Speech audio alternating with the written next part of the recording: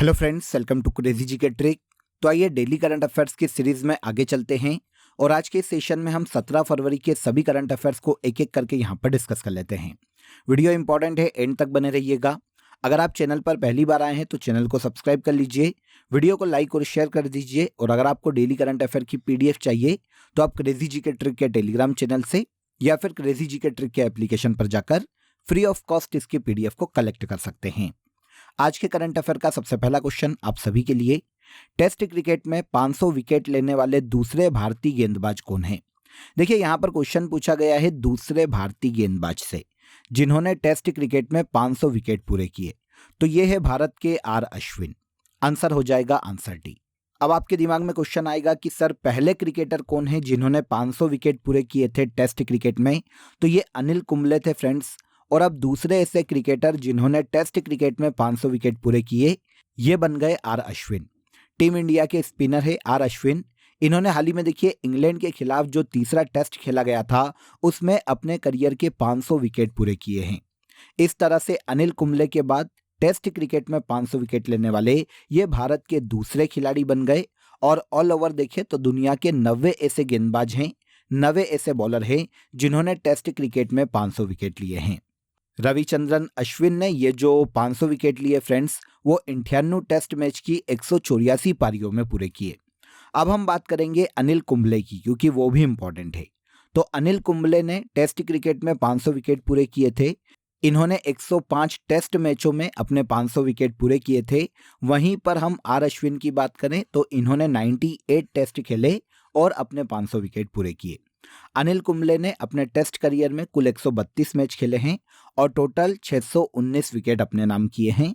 उसके बाद इन्होंने रिटायरमेंट ले लिया। तो ये तो हो जाते हैं पहले। अगर क्वेश्चन आता तो पहले अनिल कुंबले और अब दूसरे बने कौन? R अश्विन। अब यहां पर बात आएगी, देखिए कि टेस्ट क्रिकेट में सबसे तेज 500 विकेट किसने लिए? तो ये रिकॉर्ड है मुथैया मुरलीधरन के नाम। कौन है ये? तो ये श्रीलंका के स्पिनर गेंदबाज हैं, काफी आपने नाम सुना होगा। इन्होंने 87 टेस्ट मैच में देखिए अपने 500 विकेट पूरे किए थे।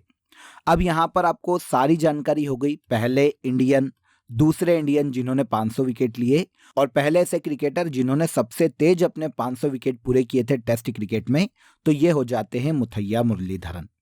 अब यहाँ पर देखिए ऑल ओवर अगर हम 9 खिलाड़ियों की बात करें तो ये शुरू से आखिरी तक मैंने आपको लिस्ट दे दी। सबसे ज्यादा टेस्ट विकेट किसने लिए अगर क्वेश्चन ऐसा आ जाता तो ये हो जाते मुथैया मुरलीधरन। इन्होंने 800 विकेट लिए हैं टेस्ट क्रिकेट में।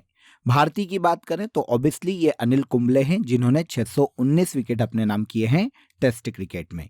अब R अश्विन दूसरे ऐसे खिलाड़ी बने जिन्होंने टेस्ट क्रिकेट में 500 विकेट पूरे किए।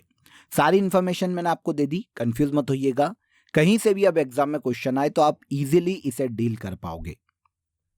आगे बढ़ने से पहले आप सभी को एक बहुत ही इंपॉर्टेंट अपडेट देता हूं फ्रेंड्स। आप सभी के लिए क्रेजी जी के ट्रिक के रूट एप्लीकेशन पर हमारे GS फाउंडेशन का आरंभ 2.0 बैच शुरू होने वाला है।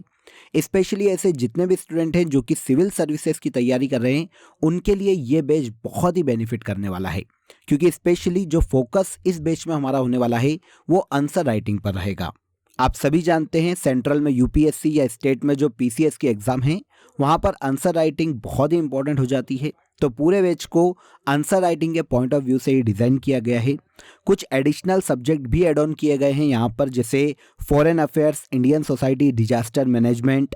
ये आपके लिए एडिशनल सब्जेक्ट है जो कि आपको पहले आरंभ बैच में नहीं मिले थे और इस आरंभ 2.0 में आपके लिए यहाँ पर ऐड किए गए हैं। आप पूरा बैच भी ज्वाइन कर सकते हैं। इसके अलावा अगर आप इंडिविजुअली किसी सब्जेक्ट को पढ़ना चाहते हैं तो आप उसमें भी इजीली एनरोल कर सकते हैं रूट एप्लीकेशन पर जाकर। वहां पर इंडियन पॉलिटी मैं आपको पढ़ाने वाला हूं। अगर आप इंडियन पॉलिटी को डेप्थ में पढ़ना चाहते हैं तो आप मेरा ये बैच ज्वाइन कर सकते हैं। इजीली आप प्ले स्टोर से रूट एप्लीकेशन को डाउनलोड कर लीजिए। वहां पर इंडियन पॉलिटी का लाइव बैच आप सभी के लिए अवेलेबल है, जहां पर पूरे बैच में आपको लाइव क्लासेस मिलने वाली है और लाइव क्लासेस बाद में आपको रिकॉर्डेड फॉर्म में भी अवेलेबल होगी। क्लास नोट्स भी दूंगा मैं आपको, साथ ही साथ टेस्ट सीरीज जितने भी टॉपिक हम पढ़ेंगे उसके टेस्ट भी आपको वहीं पर एप्लीकेशन में अवेलेबल हो जाएंगे, जिनको आप इजीली लगाकर अपना परफॉर्मेंस चेक कर सकते हैं। आई होप अपडेट अच्छा लगा होगा। बिना देर किए रूट एप्लीकेशन को डाउनलोड कर लीजिए प्ले स्टोर से और आप किसी भी सब्जेक्ट में एनरोल कर सकते हैं। सेकेंड क्वेश्चन देखिए, इसरो द्वारा इनसैट 3DS उपग्रह किस लॉन्चिंग व्हीकल से लॉन्च किया जाएगा? देखिए, पहले इसरो की बात करें, बेसिक इन्फॉर्मेशन समझें तो ये भारत की अंतरिक्ष एजेंसी है, हेडक्वार्टर है कर्नाटक बेंगलुरु में। ये तो हो गई बेसिक बात। अब अंतरिक्ष एजेंसी इसरो इनसैट 3DS उपग्रह जो कि मौसम संबंधित जानकारियों के अध्ययन के लिए बनाया गया है, अध्ययन के लिए लॉन्च किया जाएगा, इसे लॉन्च किया जाएगा GSLV F14 के माध्यम से। मतलब GSLV F14 इनसैट 3DS उपग्रह के लिए एक लॉन्चिंग व्हीकल है। इसके माध्यम से इसरो अपने इस सैटेलाइट को लॉन्च करने वाला है। तो GSLV F14 के माध्यम से इसे लॉन्च किया जाएगा। उद्देश्य अभी मैंने आपको बताया, मौसम से संबंधित अध्ययन के लिए, भारत में जो भी डिजास्टर होते हैं मौसम से संबंधित उसका अध्ययन करने के लिए और समय से पहले जनता को इसकी सूचना देने के लिए, चेतावनी देने के लिए इनसैट 3DS उपग्रह को लॉन्च किया जा रहा है। किसके द्वारा? नासा के द्वारा। अब देखिए, भारत का जो सबसे पहला मौसम संबंधी उपग्रह था, जो सबसे पहला वेदर सैटेलाइट था, उसका नाम था कल्पना 1। इसे लॉन्च किया गया था 2002 में। सारी इंफॉर्मेशन क्लियर हो गई। अब यहां पर बात करेंगे इसरो की। बेसिक चीज मैं आपको बता चुका हूं, इसकी स्थापना ईयर आपको याद रखना चाहिए। इसरो, जिसे इंडियन स्पेस रिसर्च ऑर्गेनाइजेशन के नाम से जाना जाता है, इसकी स्थापना 15 अगस्त 1969 में की गई थी।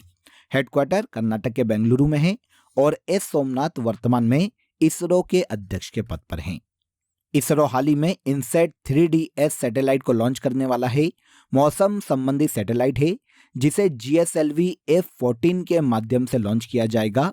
यह लॉन्च व्हीकल है GSLV F14। ओके, इसके बाद नेक्स्ट क्वेश्चन पर आइए।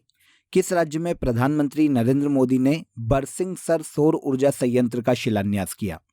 तो देखिए, बरसिंहसर सौर ऊर्जा संयंत्र, ये इसका शिलान्यास किया गया है भारत के PM के द्वारा राजस्थान राज्य में। तो आंसर राजस्थान करेक्ट हो जाएगा। हाल ही में भारत के PM राजस्थान के दौरे पर थे फ्रेंड्स। यहीं पर 17,000 करोड़ रुपए से अधिक की परियोजनाओं का भारत के PM के द्वारा इनॉग्रेशन किया गया और शिलान्यास किया गया।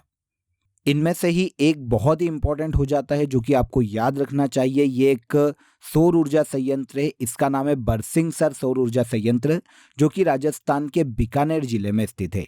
इसका हाल ही में शिलान्यास किया गया है और इसकी विद्युत उत्पादन क्षमता की बात करें तो ये 300 मेगावाट तक होगी जब भी ये बनके तैयार हो जाएगा।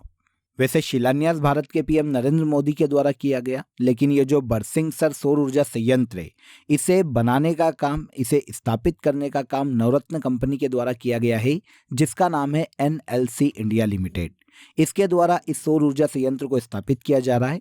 विद्युत उत्पादन क्षमता इंपॉर्टेंट हो जाती है, तो इसे याद रखना चाहिए, ये 300 मेगावाट है। ठीक है, सरकारी संस्थाओं को सस्ती बिजली प्राप्त हो सके और भारत सरकार ने जो 2070 तक नेट जीरो उत्सर्जन का लक्ष्य रखा है, उसे प्राप्त करना इस योजना का एक महत्वपूर्ण उद्देश्य है। तो बरसिंहसर सौर ऊर्जा संयंत्र, जिसका हाल ही में भारत के PM के द्वारा शिलान्यास किया गया, राजस्थान राज्य में स्थित है।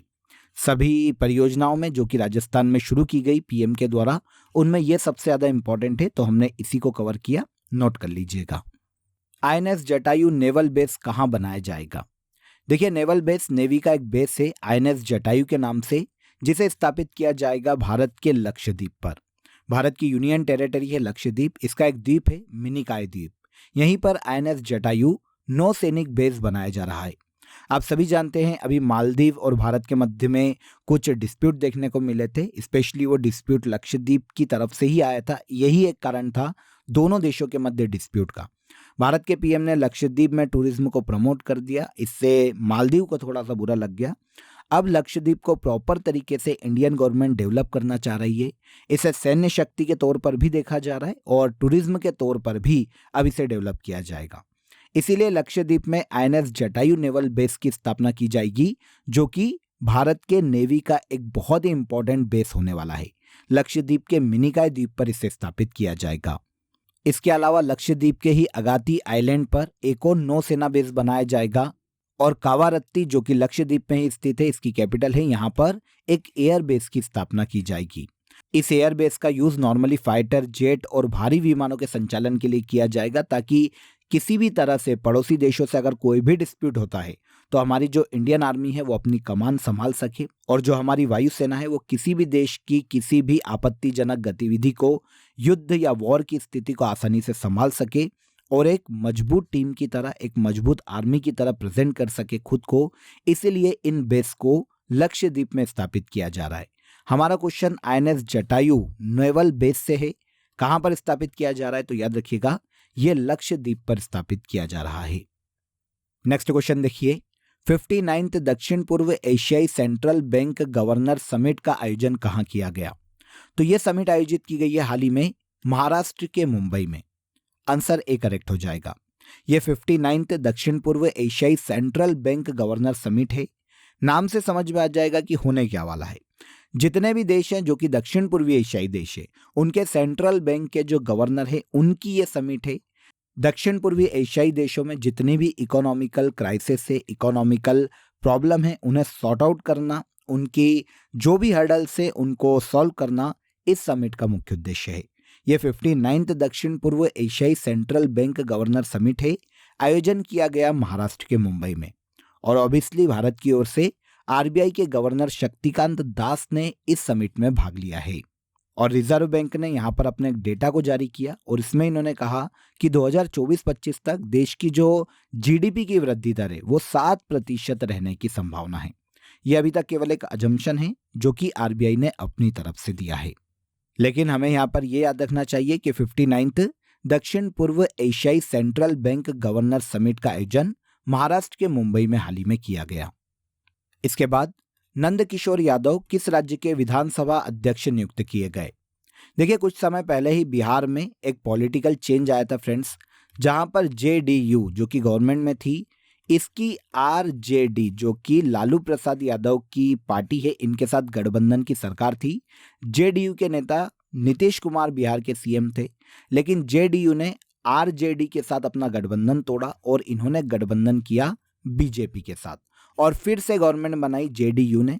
JDU के नीतीश कुमार CM की CM रहे, लेकिन बिहार के विधानसभा अध्यक्ष नए बने नंदकिशोर यादव।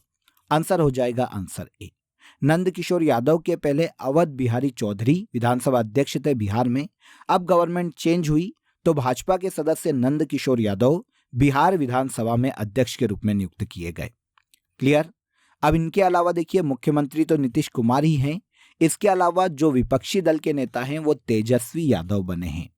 आपको यहां पर मैं ये बता दूं कि भारतीय संविधान के आर्टिकल 178 में विधानसभा के अध्यक्ष और उपाध्यक्ष की नियुक्ति के संबंध में प्रावधान है। विधानसभा के अध्यक्ष और उपाध्यक्ष की नियुक्ति विधानसभा के सदस्यों के मध्य में बहुमत के आधार पर की जाती है और आर्टिकल 179 विधानसभा के अध्यक्ष और उपाध्यक्ष के पद के रिक्त होने, पद से त्याग देने और पद से हटाए जाने के संबंध में प्रावधान करता है। यहां पर नियुक्ति हुई है तो यहां पर आर्टिकल होता है आर्टिकल 178, जिसमें विधानसभा में, किसी भी राज्य की विधानसभा में अध्यक्ष और उपाध्यक्ष की नियुक्ति से संबंधित प्रावधान है। तो क्वेश्चन हमारा नंदकिशोर यादव से था, किस राज्य के विधानसभा अध्यक्ष बने? तो बिहार राज्य के विधानसभा के अध्यक्ष बने हैं Nandkishore Yadav. Next question, IRCTC का चेयरमैन और MD किसे नियुक्त किया गया? रेलवे में देखिए जो कैंटीन व्यवस्था होती है वो IRCTC संभालती है। यहां पर ये ध्यान रखिएगा, रेलवे की एक सहयोगी संस्था है IRCTC। इसके हाल ही में नए चेयरमैन और MD के रूप में संजय कुमार जैन को नियुक्त किया गया। आंसर हो जाएगा answer B. Sanjay Kumar Jain IRCTC के चेयरमैन और MD के रूप में नियुक्त किए गए। इनका कार्यकाल 31 दिसंबर 2026 तक या फिर अगला जो भी गवर्नमेंट का आदेश आता है तब तक इस पद पर रहेगा। संजय कुमार जैन की बात करते हैं तो भारतीय रेल यातायात सेवा के 1990 बैच के ये अधिकारी हैं। रेल मंत्रालय ने संजय कुमार को अपनी सेवाओं के कारण, रेलवे में इनकी सेवाओं के कारण 1999 में और 2019 में रेल मंत्री पुरस्कार से भी सम्मानित किया था। और अब IRCTC के नए चेयरमैन और MD के रूप में संजय कुमार जैन को नियुक्त किया गया। यहां पर जैसा कि हम IRCTC को समझ रहे हैं, Indian railway catering and tourism corporation IRCTC का फुल फॉर्म है। रेलवे में खाने पीने की व्यवस्था करना, पर्यटन को बढ़ावा देना, ऑनलाइन टिकट से संबंधित जो भी कार्रवाई है, जो भी ऑनलाइन टिकट से संबंधित प्रावधान है, उनके कार्यभार को IRCTC संभालता है। हेडक्वार्टर इसका नई दिल्ली में स्थित है। संजय कुमार जैन वर्तमान में IRCTC के नए चेयरमैन और MD के रूप में नियुक्त किए गए। आगे आ जाइए। हाल ही में किए गए बदलाव के बाद दादा साहब फाल्के पुरस्कार में कितनी राशि दी जाती है?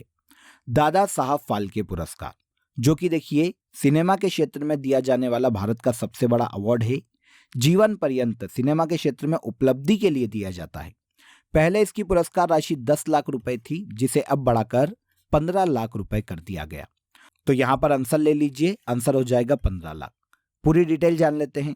देखिए, हाल ही में सेंट्रल गवर्नमेंट ने national film awards Dada Saheb Phalke पुरस्कार में बदलाव किए। वैसे काफी अलग अलग अवार्ड के नाम भी बदले हैं, उनकी भी बात करेंगे, लेकिन दादा साहब फाल्के पुरस्कार की राशि में चेंज किया गया। राशि पहले 10 लाख रुपए थी, जिसे अब बढ़ाकर 15 लाख रुपए कर दिया गया। अदर चेंज क्या क्या हुए? तो देखिए, जो नेशनल फिल्म अवार्ड से उसमें एक अवार्ड दिया जाता था जिसका नाम है Indira Gandhi award for best directors debut film. Hindi छोड़ दीजिए, इंग्लिश में ही समझिए इसे।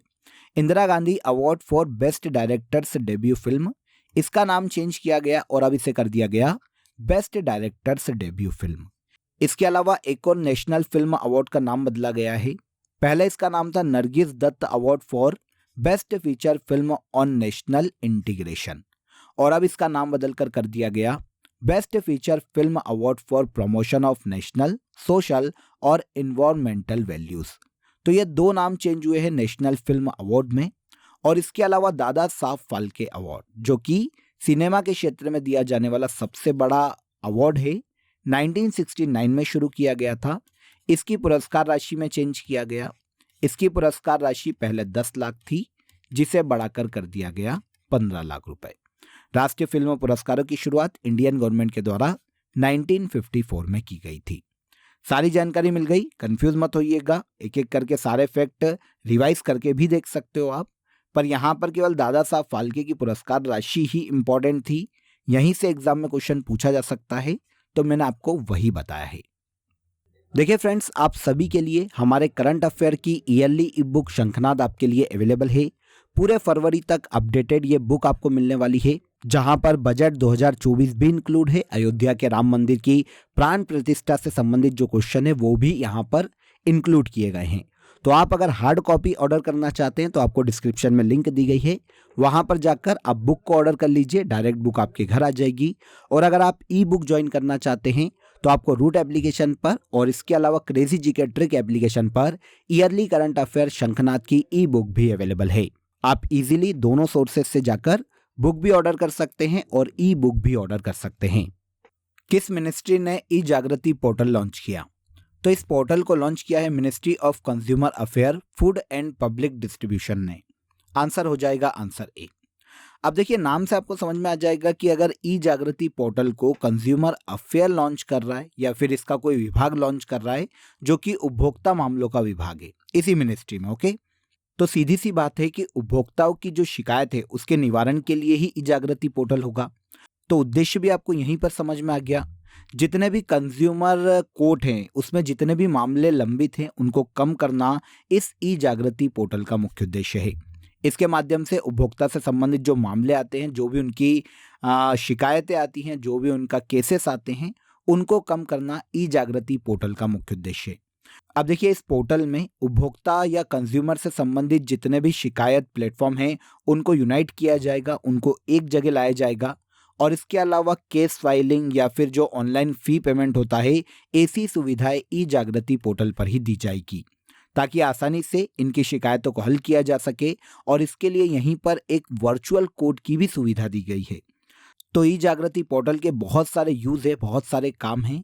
स्पेशली कंज्यूमर की जो कंप्लेंट होती है अलग अलग चीज़ों को लेकर, जो भी वो कंज्यूम कर रहे हैं, उनको एक ही प्लेटफॉर्म पर उनकी शिकायतों का हल मिल जाए, परेशान ना हो, सारी चीज़ें एक ही जगह पर मिल जाए, वो ई जागृति पोर्टल का मुख्य उद्देश्य है।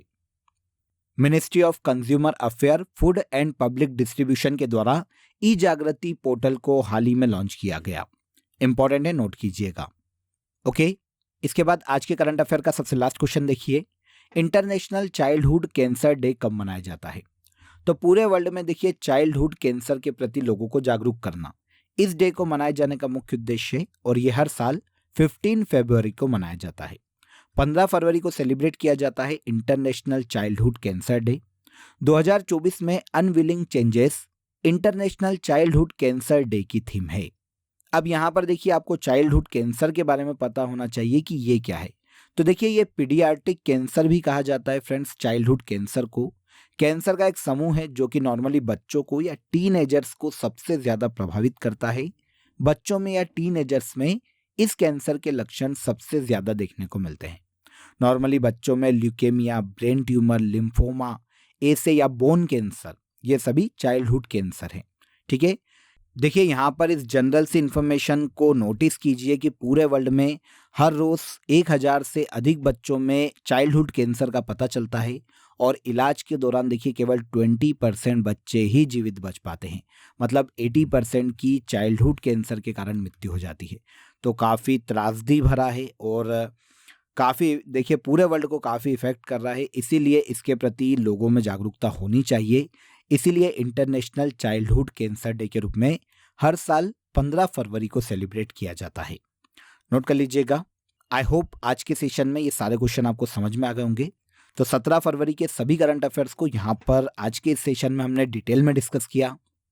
अब आ जाइए आज की फैक्ट शीट में हम सितंबर मंथ के सभी वन लाइनर करंट अफेयर को आगे लेकर चलेंगे।